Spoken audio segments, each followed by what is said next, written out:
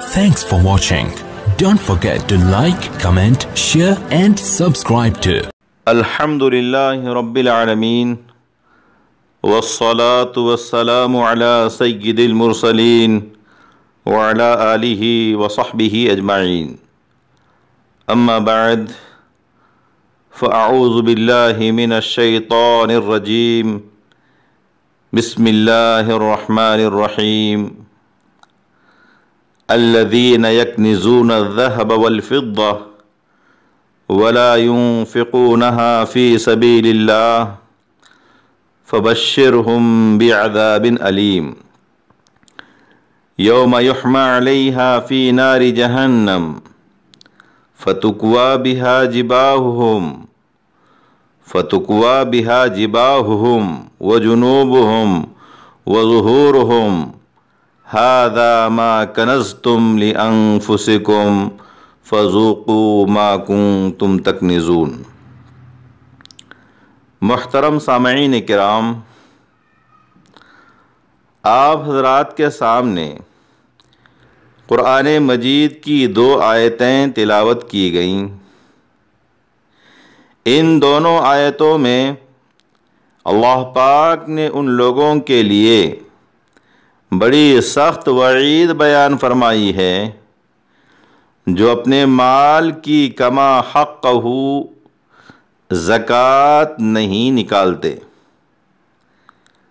ان کے لیے بڑے سخت الفاظ میں عذاب کی خبر دی گئی. فرمایا جو لوگ سونا چاندی جمع کرتے ہیں اور اس کو اللہ کی راہ میں خرچ نہیں کرتے، اے نبی صلی اللہ علیہ وسلم آپ ان کو ایک دردناک عذاب کی خبر دے دیجئے.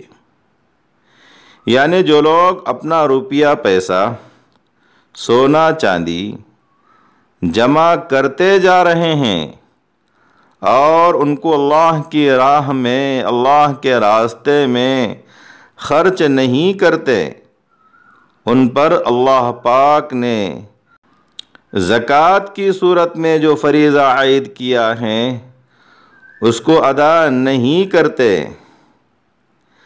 ان کو ایک دردناک عذاب کی خبر دے دیجئے کہ یہ عذاب ان کا انتظار کر رہا ہے.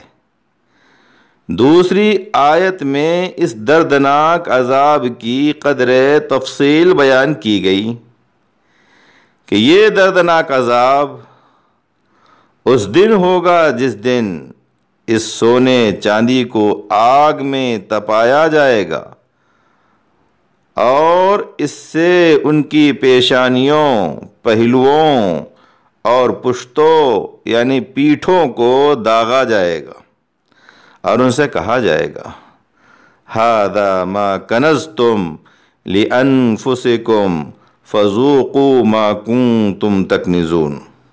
یہ ہے وہ خزانہ جسے تم اپنے لیے جمع کیا کرتے تھے، آج تم اس خزانے کا مزہ چکھو. محترم سامعین، اپنے اموال کی زکوٰۃ نہ دینے پر اس قدر سخت وعید اس لیے بیان کی گئی کہ ہمارے پاس جو بھی مال ہے وہ اللہ کا دیا ہوا رزق ہے. ہمارے اندر یہ طاقت نہیں کہ ہم اسے اپنے زور بازو سے جمع کر سکیں. مال چاہے جس ذریعے سے حاصل ہو، خواہ تجارت و بزنس ہو یا نوکری اور ملازمت، دینے والی ذات صرف اور صرف اللہ کی ہے. کائنات کی تمام چیزوں کا مالک حقیقی اللہ پاک ہے. اس نے ہمیں عطا کر کے مالک بنا دیا اور یہ حکم دیا کہ جو مال ہم نے تم کو دیا ہے اس میں سب سے بڑا حق ہمارا ہے، اور جب سب سے بڑا حق ہمارا ہے تو اگر ہمارے حکم کے مطابق خرچ کرو گے، یعنی وقت پر پوری زکوٰۃ ادا کرو گے، تو باقی جتنا مال تمہارے پاس رہے گا وہ تمہارے لیے حلال اور طیب ہوگا، پاکیزہ ہوگا، اللہ کا فضل ہوگا، اس کی نعمت اور برکت والا ہوگا۔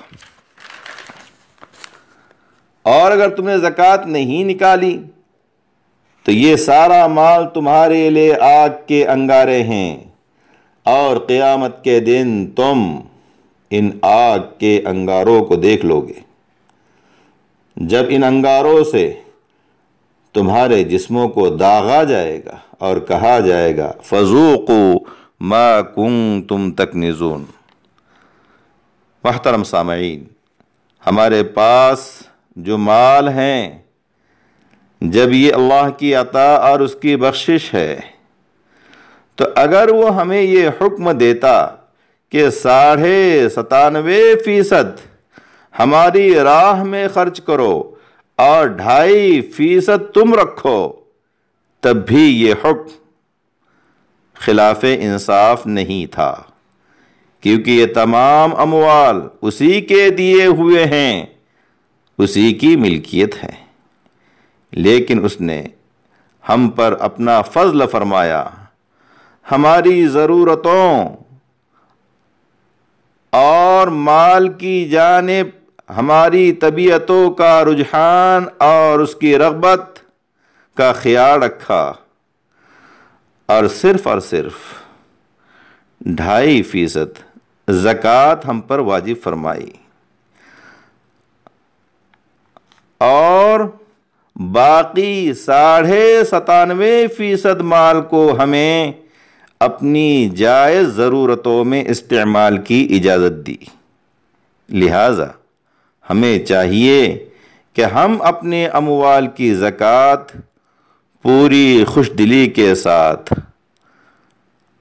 اس کی رضا کے لیے اس کے بیان کردہ مصارف میں صرف کریں، خرچ کریں۔ اللہ پاک مجھے بھی اور آپ کو بھی اس حکم خداوندی پر عمل کی توفیق عطا فرمائے۔ والسلام علیکم ورحمۃ اللہ وبرکاتہ۔